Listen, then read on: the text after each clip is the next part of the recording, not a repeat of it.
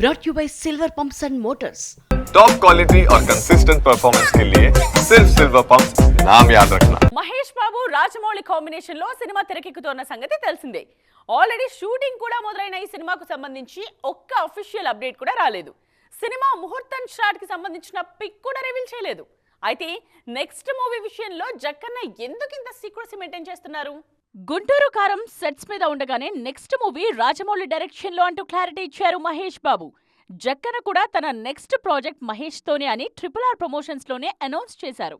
కథ గురించి కూడా క్లారిటీ ఇచ్చినా అఫీషియల్ అనౌన్స్మెంట్ మాత్రం ఇవ్వలేదు. జక్కన్న సైలెంట్ మోడ్ గురించి ఇంట్రెస్టింగ్ న్యూస్ ట్రెండ్ అవుతోంది.